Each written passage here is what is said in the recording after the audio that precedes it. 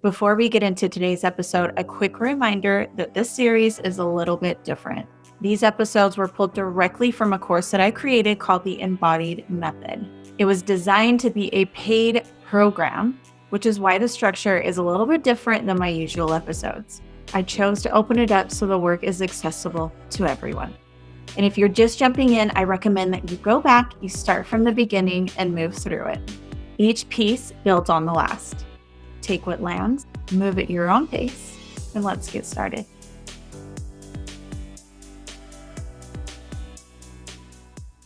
In this module, we are going to slow everything down and get very clear on what's running your life. Because until you understand how your beliefs are formed, you'll keep trying to change yourself at the wrong level. And when change doesn't stick, you make it a personal failure.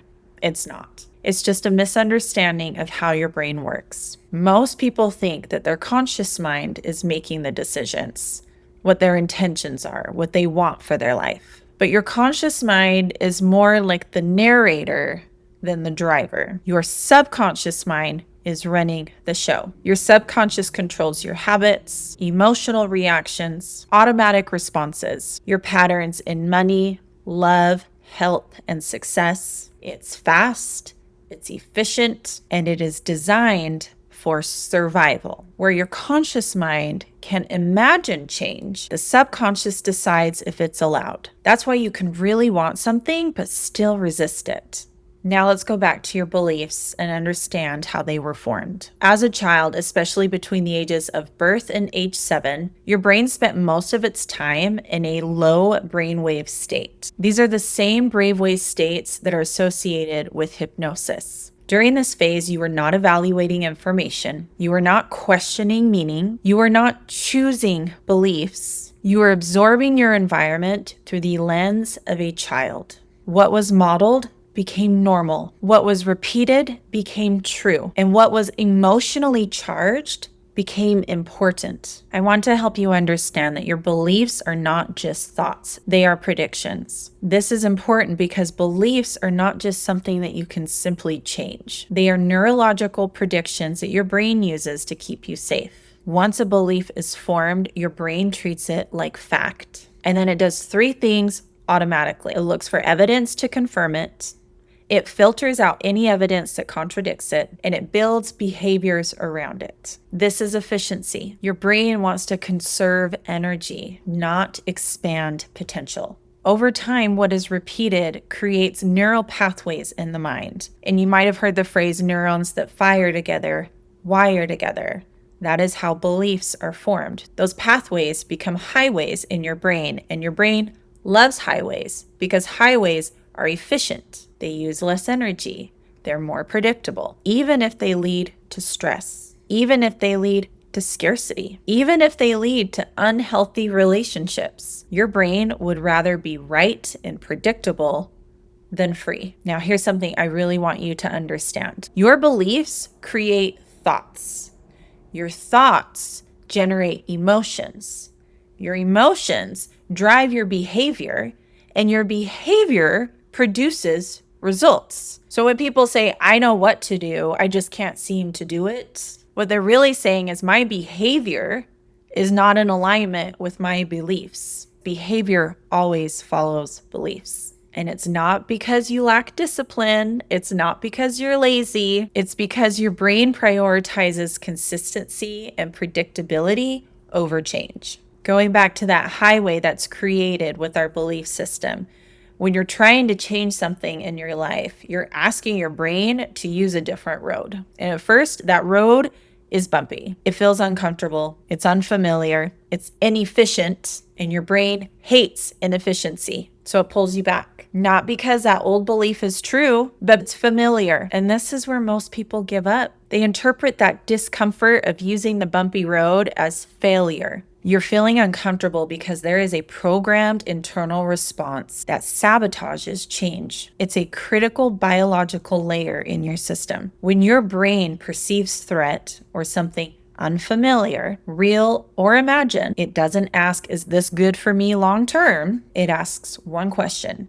Is this familiar or unfamiliar. And when something is unfamiliar, maybe a new level of success, a healthy relationship, more rest, more visibility, the amygdala can interpret that as danger. And when this happens, it activates survival response. It shuts down your prefrontal cortex. And the prefrontal cortex is responsible for logic, decision-making, creativity, choice, planning, self-regulation. So in moments of fear, uncertainty, or doubt, you don't lose willpower, you lose access. Discomfort is not a sign that you're doing it wrong. It's a sign that new circuitry is forming. This is neuroplasticity in real time. The brain can change, but only through repetition, emotional engagement, and conscious attention. You don't instill a new belief by practicing it once. You practice it until it becomes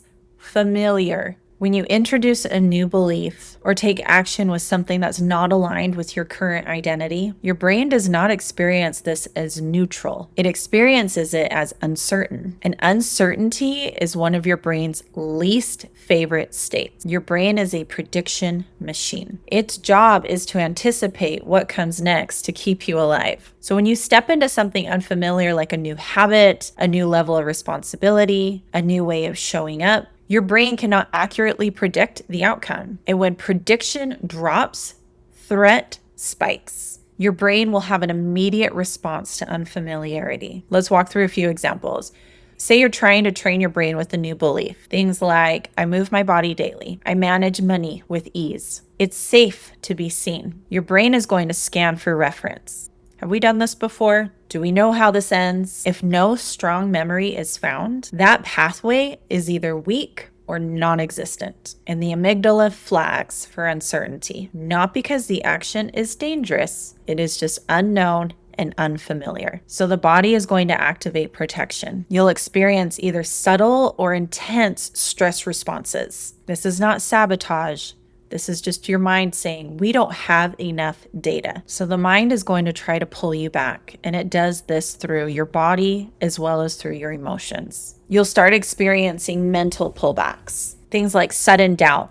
Is this even working? Overthinking. Maybe I should wait until I'm more ready. And one of my biggest culprits, perfectionism. I need to be better at this before I can continue. It also can show up through emotional pullbacks like anxiety, irritability, a sense of urgency or pressure, procrastination, distraction, skipping that habit just today, or creating chaos right before consistency can form. This also can show up physically through tight chest, exhaustion, fatigue, restlessness, a sudden desire to quit or escape. These are signals, not instructions. It's the body attempting to restore predictability. Remember, it wants the highway. It wants efficiency. It feels familiar. It feels safe. So this is how we change. Each time you take action with a new belief system and survive, your brain starts to update its predictions. Wait, we did this before and we didn't die. Maybe this isn't so dangerous. This is how safety is built, not through force, through repetition without catastrophe. So when the body starts to respond and pull you back, the goal is not to overpower it. That can throw you into an even deeper stress response. The goal is to stay regulated long enough to collect new